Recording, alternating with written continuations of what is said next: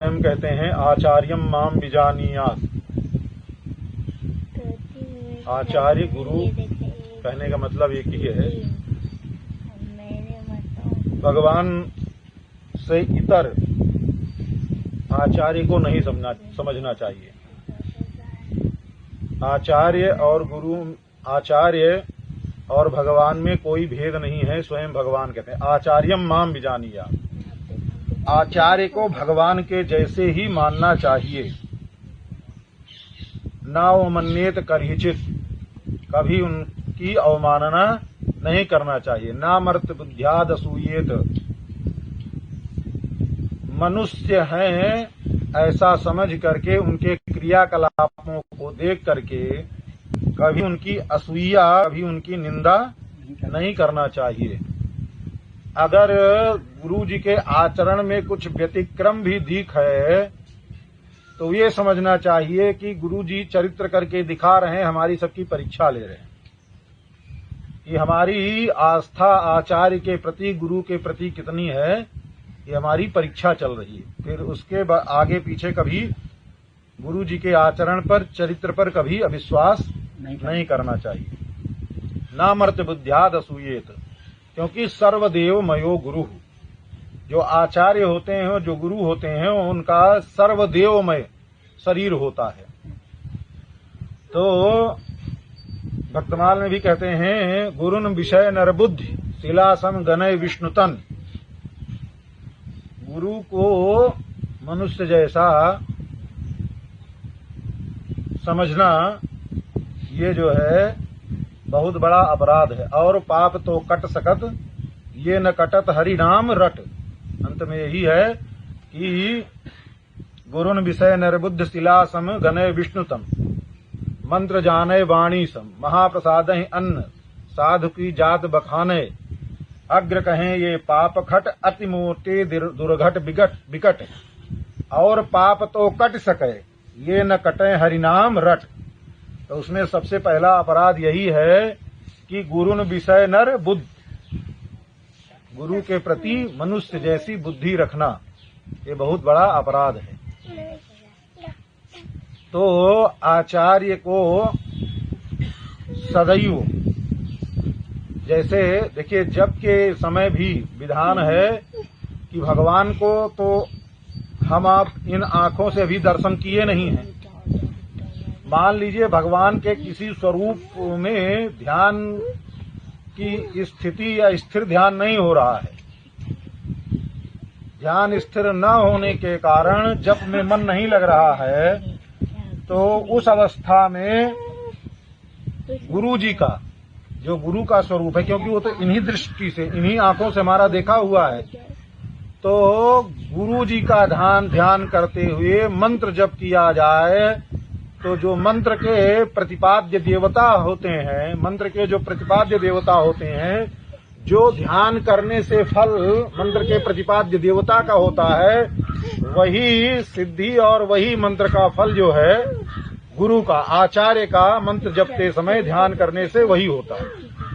क्योंकि भगवान में और आचार्य में कोई भेद नहीं है।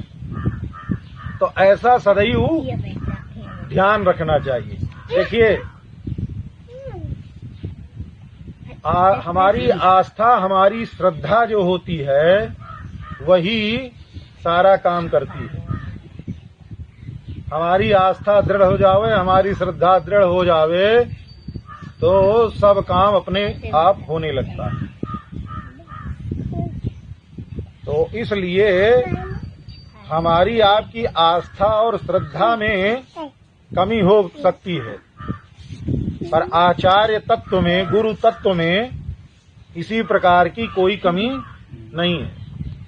हाँ, देखा जाता है संसार में कि आचार्यों के जीवन में बहुत से ऐसे व्यतिक्रम आ जाते हैं, पर दुनिया भले कुछ कहे, संसार भले कुछ कहे, पर शिष्य का कर्तव्य यही है कि जिन गुरु से हमने दीक्षा ले ली है, भगवान मंत्र दीक्षा हमको जिससे प्राप्त हो गई है, वो कितनों उनके आचरण में विपरीतता आवे पर उनके प्रति कभी दुर्भावना न होवे। कभी कभी महापुरुष जन भी शिष्यों को व्यामोहित करने के लिए कुछ लीलाएं करते हैं। कबीरदास जी महाराज काशी में विराजते तो धीरे धीरे धीरे धीरे बड़ी प्रसिद्धि हो गई कबीरदास जी की। अब इतनी प्रसिद्धि हो गई कि बड़ी दूर दूर से लोग उनके पास आवे। कोई शंका समाधान करने के लिए आवे, जो पढ़े लिखे लोग होते हैं वो शंका समाधान के लिए आते हैं, पर जन साधारण दर्शन करने के लिए आता है। और उस जन साधारण में बहुत से लोग तो अपनी जो कमियां होती संसार की, बहुत सी, किसी के पुत्र नहीं है, किसी के पति नहीं है, तो किसी को ब्याह की चिंता है, संसार का अनेक खटक्रम लगा रहता है। तो संसारी जन सुनते हैं महात्मा सिद्ध है, महापुरुष हैं, तो अपना राग लेकर के पहुंच जाते हैं महात्माओं के पास। तो अब होता यह है कि महात्माओं का फिर भजन तो छूटता है, संसार के कार्यों में लगने से तो भजन छूटेगा ना फिर संसारियों के चक्कर में। तो उस समय महात्मा कुछ अपना लीला करते हैं। तो कबीरदास जी के पास भी यही स्थिति हो गई। इतनी ज्यादा भीड़ आने लगी कि लोगों को समय देते देते अपने भजन के लिए कोई समय ही नहीं। विचार किए तो बड़ी खराब बात है भाई, जो बात भगवान के भजन में है वो इस खटराग में तो है नहीं। पर संसारी जीव जो होते हैं वो भजन भी इसीलिए करते हैं कि खटराग मिले, पर जो वास्तव में भगवान के भक्त होते हैं वो इनसे दूर ही रहना चाहते हैं। संसार का कुछ लाभ हो जावे साधु से अच्छी बात है, पर साधु संसार को स्वच्छ करते करते अपना संसारी हो जावे ये अच्छी बात नहीं है। तो हुआ यही कि कबीरदास जी ने सोचा अब तो बात ठीक नहीं है। एक दिन काशी में नर्तकी थी बहुत प्रसिद्ध, काशी में पहुंच गए कबीरदास जी। उस नर्तकी ने देखा कबीरदास जी हमारे कोठे पर आज, उसने हाथ जोड़ा, महाराज ये आपके लायक जगह नहीं है, आप कैसे आ गए? तो उन्होंने कहा बेटी हमको थोड़ा तुम्हां से कुछ मदद चाहिए, कुछ सहायता चाहिए। बोले हम आपकी सहायता कर सकते हैं? बोले हाँ बिल्कुल कर सकते हैं। बोले क्या करना है बताइए? बोले एक बार तुम हमारे साथ पूरे बाजार में घूम आओ, बस इतना ही करना है, बस और कुछ नहीं, और कुछ नहीं करना है। बोले तो कोई बात नहीं है, घूम जाएंगे। और बेटी कह करके संबोधित भी किया। तो कबीरदास जी ने कहा ठीक है। तो दिन निश्चित हो गया। तो एक दिन कबीरदास जी अपना नित्य कर्म करके और बस लग गया। एक बोतल ले लिए, उसमें गंगा जल भर लिए। हाँ थोड़ा रंगीन थी, बाहर से न दिखाई देवे क्या है, लोग देखें। हाँ लोग देखें। और बोतल ले लिए और बोतल ले करके अपना बोतल मुंह में लगाए और जो नर्तकी थी उसके कंधे पर हाथ रखे, एक हाथ उसके कंधे पर और एक हाथ में बोतल लिए, और काशी के जो बड़ी बड़ी बाजारें थी उन गलियों में घूमना प्रारंभ कर दिया। अब जो लोग देखें, अब जो लोग देखे अरे महाराज ये तो कबीर दास सब बिगड़ गया है। हम सब तो लोग झूठा ही समझते थे कि बड़का साधु है, महात्मा है, भगवान का भक्त है, ये तो अब कबीर दास चल दिए। तो अब धीरे धीरे जब पूरे बाजार में घूम आए तो अब जितना ख्याति थी 1 मिनट में तो सब गायब, सब निकल गए। हाँ, और जितने भीड़ लगती थी कबीरदास जी के यहाँ, अब सब ने देखा भाई महाराज बोतल भी लगाए हुए हैं और जो है उसके हाँ कंधे पर हाथ भी रखे पूरे बाजार में, और शर्म लाज भी नहीं है। कोई करता भी है तो चलो छुप छुपा के करता है, और इसको इतना निर्लज्ज की जो है पूरे बाजार में घूम रहा है, इसे तो खराब हो गया। बड़ा अपयश हुआ। अब धीरे धीरे लोग आना बंद कर दिए। कबीरदास जी ने नर्तकी को प्रणाम किया, देवी जी आपकी बड़ी कृपा भई, अब आप अपने यहाँ पधारो। कबीरदास जी भगवान के भजन में लग गए। संसार को दूर रखने के लिए देखिए दूर कर दिए, संसार दूर हो गया। जब संसार दूर हो गया धीरे धीरे धीरे धीरे धीरे लोगों का आना जाना बंद हो गया, अपनी मस्ती में भजन पूजन में लग गए। प्राचीन काल में यही परंपरा थी। प्राचीन काल में जो संत होते थे, जो महापुरुष होते थे, वो छुपते थे, अपने को छुपाते थे, गुफाओं में रखते थे, समाज में नहीं आते थे, अपना परिचय समाज में नहीं देते थे।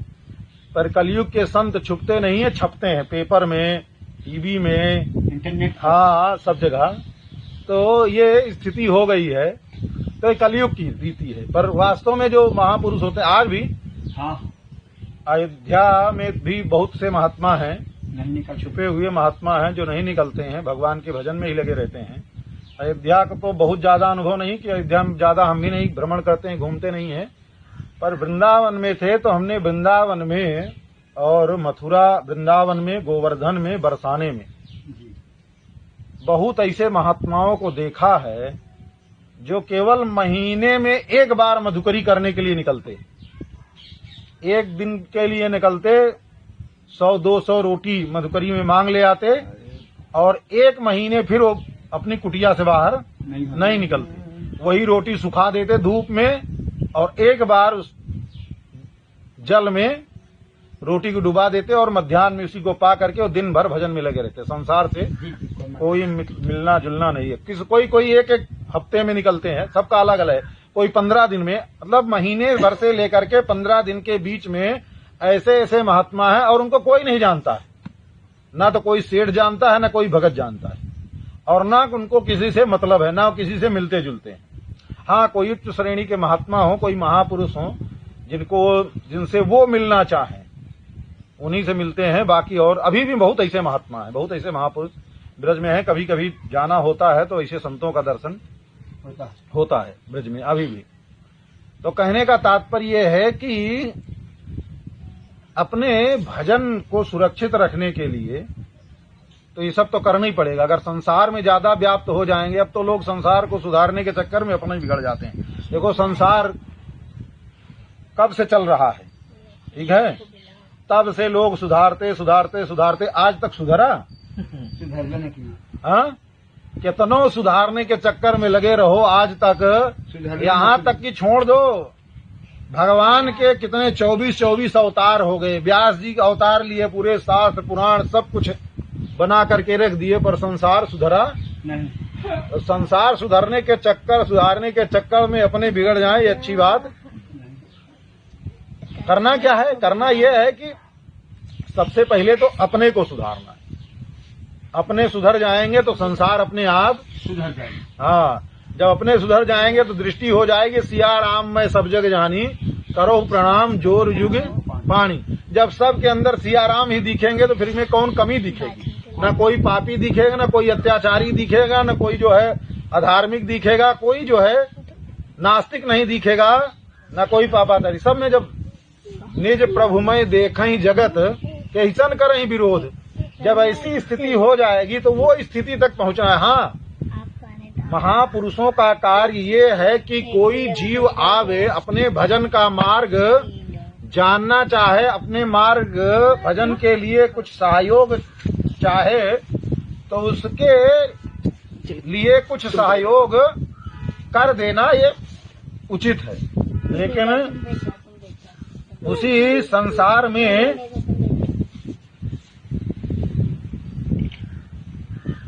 संसार में डूब जाना ये ठीक नहीं है। देखिए,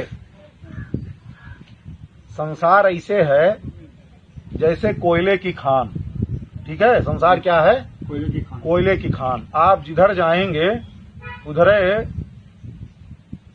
ये कालिख लगेगी, पर इसी संसार में कोई जीव सौभाग्यशाली होते हैं, भगवान की कृपा को लेकर के प्रकट होते हैं। जायमानम ही पुरुषम यम पश्ये मधुसूदनः, जिनके जन्म के समय भगवान की दृष्टि पड़ जाती है। कोई ऐसे भी जीव होते हैं।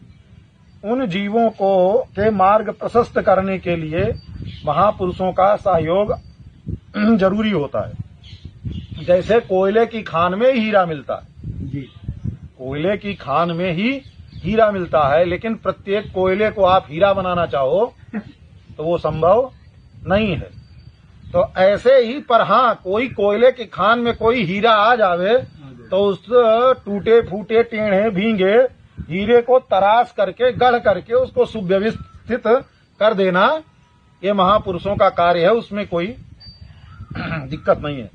पर अगर अब कोयले के चक्कर में पड़ जाएंगे तो कोयला धीरे धीरे धीरे धीरे कुल अपने रंग में, कोयला करेगा क्या, कितनों आप सफेदी लेकर के जाओ, धीरे धीरे धीरे धीरे कोयला अपने रंग में वो काला कर देगा। ऐसे ही संसारी लोग होते हैं, संसारियों के चक्कर में पड़ेंगे धीरे धीरे, अरे महाराज ये तो खोए का बना है, इसको थोड़ा सा खाइए। खोया का खाते खाते फिर डाइनिंग टेबल तक पहुंचेंगे, फिर डाइनिंग टेबल से पहुंचते पहुंचते उसी में से, उसी जूठे हाथ से वो निकाल रहे हैं, उसी हाथ जूठे हाथ से, हाँ वो सब उसी में से फिर, क्योंकि उनको तो अपने जैसा बनाना है ना, फूल अपने जैसा। महाराज अरे इसमें क्या दिक्कत है ये करने में, तो फिर सब में धीरे धीरे धीरे धीरे किसी में कोई दिक्कत नहीं रह जाएगी, फिर वही कार्य। आज के संसार की यही स्थिति हो गई है। तो कहने का तात्पर्य है जो जैसा होता है वो वैसा बनाना चाहता है, तो संसारी व्यक्ति भी साधु महात्मा को भी संसारीय बना देना चाहते हैं, ये वो लगे रहते हैं इसी में, क्योंकि उनको कोई रोकने टोकने वाला ना होए, उनकी प्रशंसा करो। आप तो बड़के सेठों को जाओ और कहो आप ही नंद बाबा हो, आप ही यशोदा मैया हो, कौशल्या मैया, और ऐसे ऐसे संबोधन करके देखो, फिर बड़की गड्डी निकलेगी, हाँ दान दक्षिणा खूब मिलेगा। और जहां आपने कहा कि ये कमी है सेठ जी ये क्या कर रहे हो, ये गलती है, तो उस समय तो नहीं बोलेगा, धीरे धीरे आपसे कन्नी काटना हो, दक्षिणा नहीं, वो आपको बुलाइए नहीं, देखबा ही नहीं करेगा, धीरे धीरे उपेक्षा कर देगा। तो संसारी जीव की प्रशंसा करो तो ठीक है, बड़ा है। हाँ, और है भी सेवया दियते कलऊ, कलयुग में आप सेठों की सेवा करो तो सेठ देंगे, और सेवा नहीं, सेवा और प्रशंसा नहीं है, रोक टोक जहां आप किए तहां तो महाराज आप किनारे लग जाएंगे।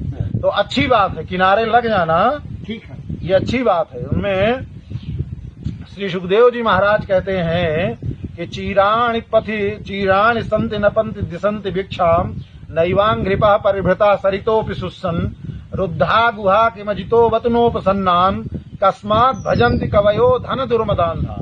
जो कवि लोग हैं, जो विद्वान लोग हैं, जो महापुरुष हैं, जो संत जन हैं, वो कैसे इन धन दुर्मदान्धों का भजन करते हैं, भजन मतलब इनकी सेवा करते हैं, कैसे इनकी चाटुकारिता करते हैं। अरे इससे अच्छा तो यह है कि रास्ते में पड़े हुए चीथड़ा बटोर लो, चीराण किम पथिन संति दिशंति भिक्षाम, रास्ते में पथी में रास्ते में बहुत चिथड़े पड़े रहते हैं, अगर वस्त्र की आवश्यकता है तो उन चीथड़ों को बटोर लो और उसका वस्त्र गुदड़ी बना करके पहन लो। शरीर ने ढकना है, चाहे रेशम पहनो, चाहे मलमल पहनो, चाहे मखमल पहनो, ढकना शरीर ही है, उससे ज्यादा कुछ होने वाला नहीं। और संसार में बड़ा ये अजीब स्थिति हो गई है, अच्छा अच्छा पहन करके लोग सोचते हैं हमको देखेंगे, और लोग अपना ही पहनता है, अपना ही देखता है, कोई किसी को ये नहीं देखता है कौन क्या पहन करके आया है, कोई किसी को देखने की जरूरत नहीं, लेकिन अपने दिमाग में भूसा भरा रहता है कि हम अच्छा पहनेंगे तो लोग हमको अच्छा कहेंगे, किसी को कोई कुछ कहने वाला नहीं है। तो कहने का तात्पर्य है कि तो ऐसे ही, और क्या भिक्षा नहीं मिल रही है, चीराणि किम पथिन संति दिशंति भिक्षाम नैवांघ्रिपाः, क्या वृक्ष नहीं है, परिभृता सरितोपि शुष्यन्, क्या नदियां सूख गई हैं। ऐसे ही अपने जीवन यापन करने के लिए बहुत से साधन हैं, थोड़े में निर्वाह करने की अगर वृत्ति हो जावे तो संसार में कोई बहुत बड़ी स्थिति या बहुत बड़े व्यतिक्रम में व्यक्ति फंसेगा नहीं। पर चाह बढ़ती जाएगी तो फिर महाराज उसके कोई और छोर है ये नहीं है, हाँ कोई और छोर नहीं महाराज। जिसके यहाँ मतलब 500 बीघा या 1000 बीघे में जिनका आश्रम है, मठ है, मंदिर है, उनके यहाँ भी कमी ही दिखेगी जाए बहुत, और जिनके एक फूस की झोपड़ी है वहां भी जाएंगे तो बहुत कमी। तो कहने का तात्पर्य है पूर्ति संसार में कभी होती ही नहीं, क्योंकि संसार कभी पूर्ण है ही नहीं, पूर्ण नहीं। पूर्ण तो एकमात्र भगवान है। भगवान अगर की शरण में चला जाए, पूर्ण रूप से भगवान में मन लग जाए तभी पूर्ति हो सकती है, फिर संसार से विरति हो जाएगी। तो ऐसे ही कहने का तात्पर्य यह है कि कबीरदास जी महाराज घूम आए, अब सब आना जाना बंद हो गया।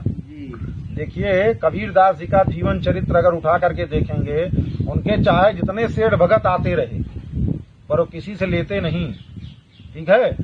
वो शरीर से जुल्हा के यहाँ पले थे, तो हथकरघा होता है ना, हाथ से कपड़ा बुनने वाला, हाँ, उसी से अपना कपड़ा बुनते थे।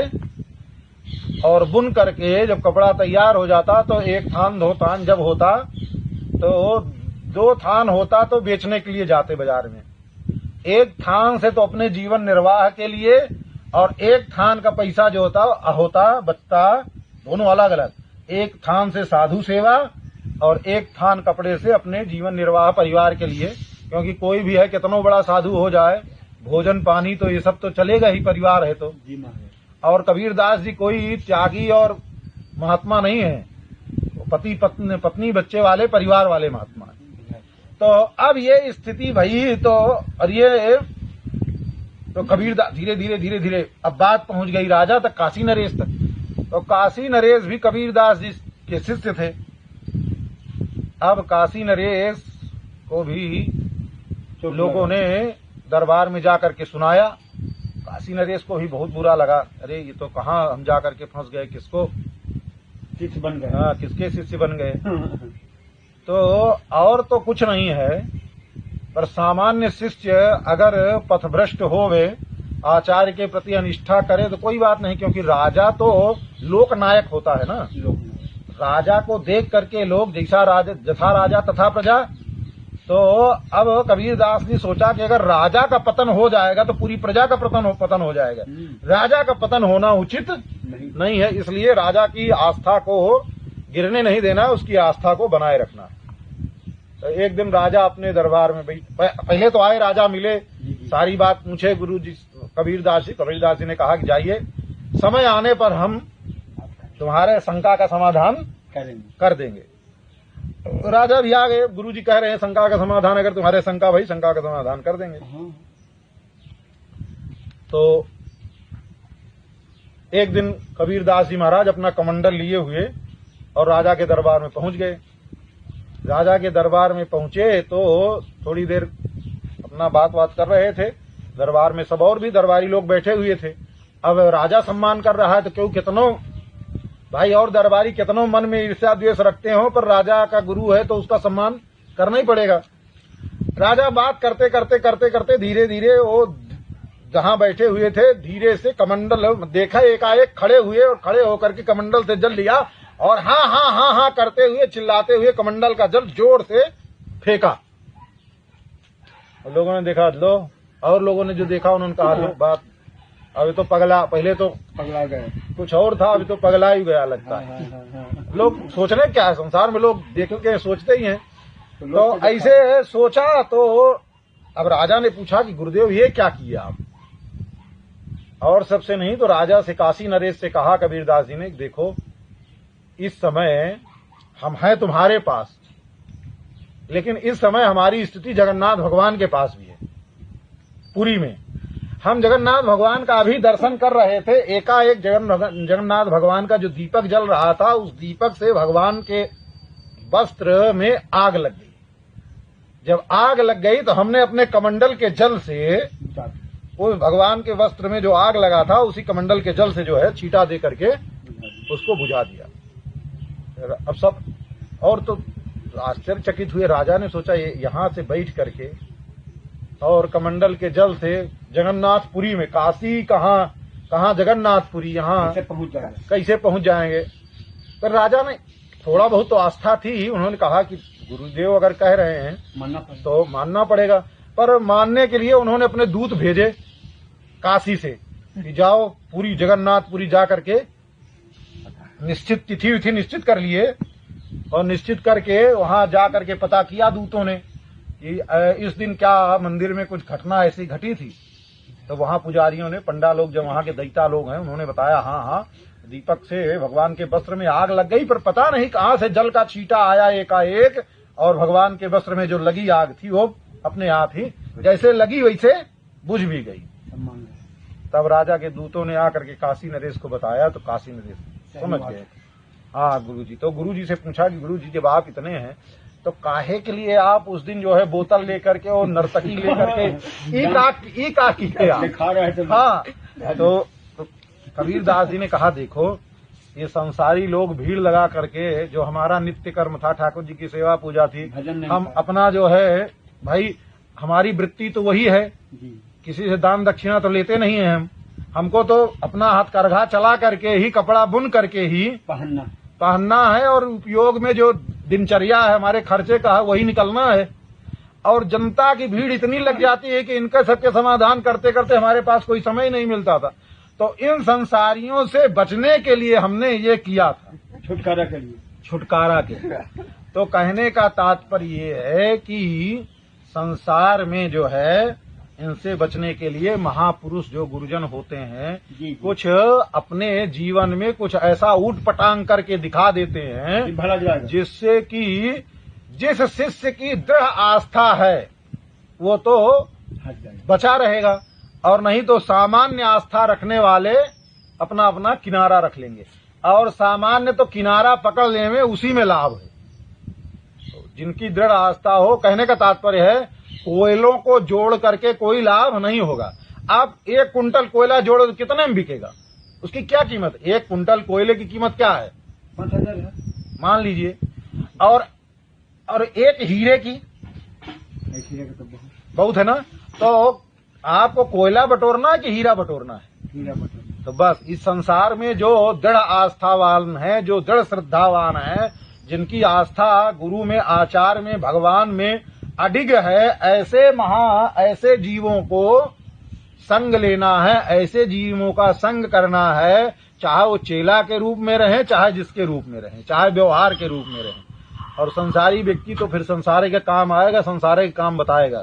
तो उससे साधु को बचे रहना ही, बचे रहने में ही साधु का कल्याण है। और नहीं तो भाई संसार में तो सब देख ही रहे क्या क्या हो रहा है, किसी को कुछ कहने की आवश्यकता नहीं है। दक्षिण भारत में कम से कम श्रीरंगम में हम जानते हैं कि 8-10 स्थान तो थे उत्तर भारत के 8-10 स्थान थे, जिसमें से अब केवल पुराने तो में 1 बचा है, नए में अभी जो अभिराम दास जी वेदांती जी ने बनवाया है वो 2, बाकी सब के सब इसी ऊट पटांग के कार्यक्रम में लग गए और नष्ट हो गए, सब कब्जा हो गए। और सब कोई बाई के पीछे, कोई बर्तन वाली के पीछे, किसी इसके पीछे, इसी में सारा जो है जय जय सियाराम हो गया। बस अब कुछ नहीं, केवल दूर से किन्हीं में सीताराम आश्रम और किसी में कौन आश्रम, दूर दूर से अभी भी उनमें लिखा हुआ दिखाई देता है हाँ कि ये जो है पहले हिंदी में, हाँ, और अब कुछ समझ में नहीं आता। कहने का तात्पर्य है कि सुविधा के चक्कर में साधुता खत्म हो जाएगी। इन सब का ध्यान रखना। तो आचार्य की अवज्ञा शिष्य को कभी नहीं करना चाहिए। तो क्योंकि आचार्य की जो देह है वो मनुष्य की देह नहीं है। गुरुन विषय नरबुद्धि, गुरु के विषय में कभी नरबुद्धि नहीं ले आना चाहिए। समय तो हो रहा है, अगर ज्यादा करेंगे तो बढ़ जाएगी फिर, क्योंकि एक कथा स्मरण आ रही थी। तो कहने का तात्पर्य है, ज्यादा बड़ी कथा नहीं, बहुत से ऐसे महापुरुष हुए हैं जो अपने गुरु के प्रति श्रद्धा रख करके भगवान तक की प्राप्ति कर लिए। गुरु कैसे हुए? गुरु कैसे भी हो, भगवत प्राप्त नहीं भी हो में। देखिए, भगवान की प्राप्ति ठीक है, भगवान की प्राप्ति हो जाए अच्छी बात है, दर्शन भगवान का हो जाए अच्छी बात है। भगवान के दर्शन हो जाने से जीव की जो सारी शंकाएं हैं उन शंकाओं का समाधान हो जाता है। पर भगवान की जब तक वो दृष्टि, भगवान की का दर्शन, भगवान का स्वानुभाव नहीं प्राप्त होता है, तब तक उतनी दृढ़ता नहीं आ पाती। विश्वास की कमी कहीं न कहीं रंचमात रहती ही रहती है। तो वो तो होना आवश्यक है, लेकिन वो हो जाने के बाद अब आचार्य, गुरु, भगवान और शास्त्र को छोड़ देना ये उचित नहीं है। इन सबका साथ होना ही चाहिए।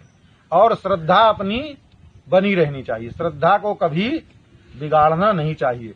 अगर श्रद्धा बनी है तो धीरे धीरे धीरे धीरे सारा कार्य सब अपने आप होता रहेगा। क्योंकि देखिए जितने भी मंदिर हैं, सभी मंदिरों में जितने भी ठाकुर हैं, कोई किसी से कम नहीं है। कम नहीं। सब भगवान वही भगवान है। जब भगवानों में एक ही मंत्र से प्रतिष्ठा वही है, सारे भगवान एक जैसे हैं। हाँ, कुछ में विशेषता है। जैसे कुछ महापुरुषों के द्वारा, जो सिद्ध महापुरुष होते हैं, उनके द्वारा जिन भगवान की प्रतिष्ठा की जाती है, उनमें उन महापुरुष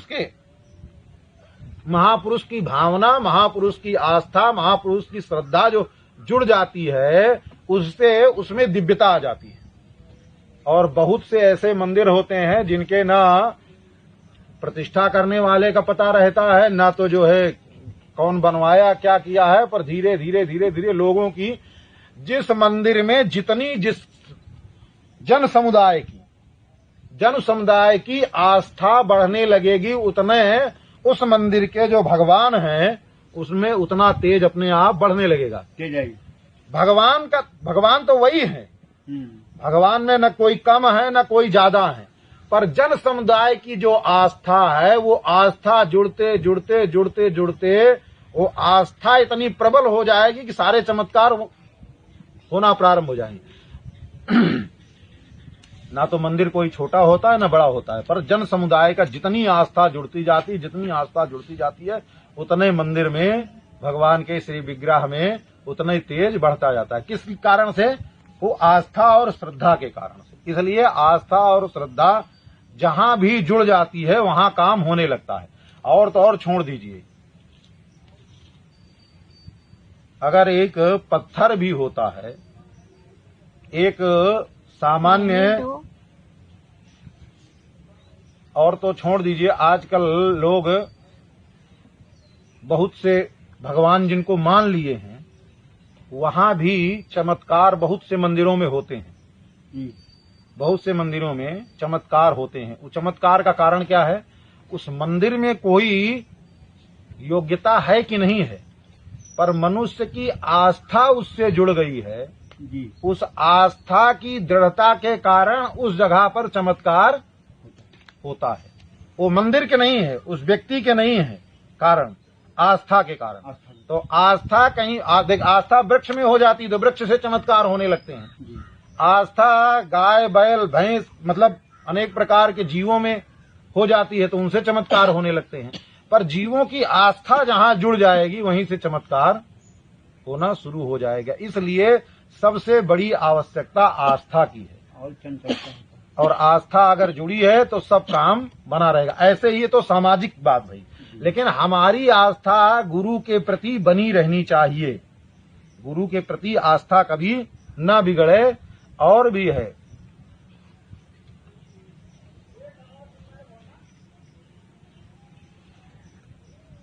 आचार्य के अगर ज्ञान नहीं है, पढ़ा लिखा नहीं है, अगर शिष्य पढ़ा लिखा नहीं है, ज्ञान नहीं है, तो उस ऐसे शिष्य को, जिसको लोग मोटी बुद्धि का एकदम कहें, जिसके दिमाग एकदम ठस होवे, कुछ न समझ में आवे, ऐसे भी शिष्यों को आचार्य के प्रति निष्ठा रखने पर सारा ज्ञान अपने आप हो जाता है। शंकराचार्य महाप्रभु के एक शिष्य थे, वो शंकराचार्य मंडन मिश्र आदि से शास्त्रार्थ करके सबको अपना शिष्य बना लिए। उनके साथ में एक, सब शिष्य अनेक प्रकार के शिष्य होते हैं, उनमें से एक शिष्य थे जो बहुत मोटी बुद्धि के थे। तो प्राचीन काल में परंपरा थी, कितनो बड़ा कोई महापुरुष होवे, साधु होवे, संत होवे, पर 1 घंटा 2 घंटा अपने शिष्यों के लिए समय देते थे, शास्त्र की चर्चा करते थे और विषयों को जो ग्रंथ का लेते थे, ग्रंथों को पढ़ाना, पठन पाठन, और शास्त्र में शिष्यों को बटोर करके 1 घंटे 2 घंटे लगना, ये प्राचीन काल की परंपरा थी। तो आज की परंपरा तो नष्ट हो गई है, आज तो बात ही नहीं है। पढ़े लिखे लोग भी शास्त्र में नहीं मन लगाते हैं, पता नहीं और कहां। प्राचीन काल में शंकराचार्य जी का नियम था, सायंकाल लगभग 4 बजे सभी शिष्यों को बैठ करके और जो है सबके साथ में जो है शास्त्र चर्चा, जो पढ़ना चाहे, जो जहां से पूछना चाहे उसको सबको। तो जब सब बैठ गए तो उनके एक शिष्य थे, वो नहीं आए। तो पूछा कहाँ गए वो शंकराचार्य जी ने। तो सबने कहा कि महाराज वो तो अभी सरोवर पर गए हैं नहाने के लिए, अब कुछ अभी वस्त्र धोने के लिए, अभी वो आए नहीं। तो शंकराचार्य जी ने कहा कि उनको आ जाने दीजिए, तब फिर आगे का पाठ शुरू होगा। थोड़ी देर प्रतीक्षा की, 10 मिनट 15 मिनट समय बीता। तो उनके जो सबसे प्रधान शिष्य थे, जो बहुत विद्वान थे, उन्होंने कहा गुरुजी व्यर्थ है उनकी प्रतीक्षा करना। उनको तो कुछ सिखाने का मतलब है दीवार से माथा फोड़ना, क्योंकि बुद्धि है ये ना है, आप कुछ भी करिए। उनको तो केवल उनके लिए प्रतीक्षा करने का मतलब है, उनको कुछ सुनाने का मतलब है कि अपना दीवार से माथा फोड़िए। शंकराचार्य शिष्य तो दोनों हैं। देखिए, जैसे माँ के 10 बेटे हों, किसी माँ के 10 पुत्र हों, कोई प्रधानमंत्री हो, कोई राष्ट्रपति हो, कोई गृह मंत्री हो, कोई मुख्यमंत्री हो, कोई डीएम हो, कोई एसडीएम हो, सब अलग अलग बड़े बड़े पद पर हों। पर अब एक लड़का लूला लंगड़ा भी होवे, एक लड़का माँ का लूला लंगड़ा भी होवे। अब उस माँ से जाकर के पूछो कि तुम्हारा प्रेम किसके प्रति ज्यादा है। लंगड़ापन नहीं है तो नहीं है। तो कहने का तात्पर्य है कि माँ तो अपने सभी बच्चों से उतना ही प्रेम करती है जी। वात्सल्यमयी माँ है। तो जो लंगड़ा लूला होगा, क्योंकि उसके तो सहायक कोई है नहीं ना, कोई अक्षम है ना, तो माँ का प्रेम उसके प्रति कुछ ज्यादा ही होगा उनके प्रति। और क्योंकि वो तो समर्थ है ना, असहाय और असमर्थ जो होता है उसके प्रति माँ बाप ज्यादा चिंता रखते हैं। तो ऐसे ही शिष्य भी होता है। जिन गुरु के शिष्य समर्थ होते, पढ़े लिखे, विद्वान, मठाधीश, पता नहीं क्या क्या हो जाते हैं, उनकी तो कोई बात नहीं। कोई जो मंद बुद्धि होता है, जो कम समझदार होता है, उसके प्रति आचार्य चिंतन करते रहते हैं। तो उसमें जो उनके प्रति कहा कि वो तो उनसे माथा मारना, केवल समय बर्बाद करना है, दीवार से माथा मारना है, उनकी प्रतीक्षा करना, कुछ भी सिखाना पढ़ाना मतलब दीवार से माथा फोड़ना। शंकराचार्य जी को बुरा लग गया। अब क्योंकि भले मोटी बुद्धि के थे, पर गुरु जी के प्रति बड़ी आस्था थी, बड़ी निष्ठा थी। सब लोग रात्रि में सो जावें, पर उन रात्रि में सोते भी उनको लगे गुरु जी को बुला रहे हैं। तो वो दूर कभी जो है रहते नहीं, सेवा में दरवाजे के पास ही अपन आसन लगा करके, कहीं कोई कार्य पड़ जाए गुरु जी के रात्रि के समय भी, तो एकदम दरवाजे के समीप, या कुटिया का जो कुटिया होती थी, उस कुटिया के एकदम समीप में आसन लगा करके रहते थे, कोई भी आवश्यकता पड़ जाए। और शिष्य लोग तो अपना अपना अलग अलग ढंग से, तो सेवा के प्रति बहुत, गुरु जी के प्रति समर्पित बहुत थे। इतने समर्पित शिष्य को जब ऐसा कहा, उनको बुरा लगा। तो तुरंत शंकराचार्य जी ने उनके प्रति ध्यान अंतर से ही उनको बुलाया, और अंदर से ही योग के द्वारा, पास में भी नहीं है, सरोवर के पास गए हुए, सरोवर में गए हुए नहाने के लिए, और यहीं से शंकराचार्य जी ने सारी विद्याएं, यहीं से बैठे बैठे सारी विद्या उनके हृदय में प्रवेश करा दिया। अब जब वो आए लौट करके, जब उनको तो आश्चर्य लगा कि हमारे अंदर इतना ज्ञान कहां से प्रकट हो रहा है, कहां से प्रकट हो रहा है। सब कुछ छोड़ करके वो दौड़ करके आए। आ करके जैसे गुरु जी के समीप पहुंचे, शंकराचार्य के समीप पहुंचे, तो वैसे ही हाथ जोड़ करके और संस्कृत के टोटक छंद में, बहुत कठिन छंद होता है, उस छंद में गुरु जी की स्तुति करने लगे। तो गुरु जी ने कहा आइए टोटकाचार्य, तब से उनका नाम पड़ गया टोटकाचार्य। तो अब और सारी विद्या, सब आश्चर्यचकित हो गए जितने लोग थे। तो कहने का तात्पर्य है, गुरु जी के प्रति आस्था होवे, दृढ़ श्रद्धा होवे और सेवा बनी रहे, तो कोई भी कार्य संसार में असंभव नहीं है। सब कार्य गुरु जी की कृपा से संभव है। पर आस्था अपनी न डिगे तो, और आस्था जिसकी डिग गई, जिसके तो फिर गई तो फिर गए, उसको तो कोई संभालने वाला नहीं है, आगे चर्चा कल करेंगे। आज तो यहीं तक। कल अभी देखते हैं, गुरु जी पर चर्चा चल रही जितने दिन तक चलेगी। ऐसे ही आज कथा एक स्मरण तो आई थी, पर समय का ज्यादा वैसे निकल गया था, इसलिए अब कल की चर्चा में आगे कथा होगी। बोलिए श्री अयोध्यानाथ भगवान की जय, श्री रंगनाथ भगवान की जय, लक्ष्मी नारायण भगवान की जय, सीता रामचंद्र भगवान की जय, श्री हनुमान जी महाराज की जय, श्री अयोध्या धाम की जय, श्री सरयू मैया की जय, सब संतन की जय, सब भक्तन की जय। जय जय श्री सीताराम, जय जय श्री राधे श्याम। महाराज जी की जय।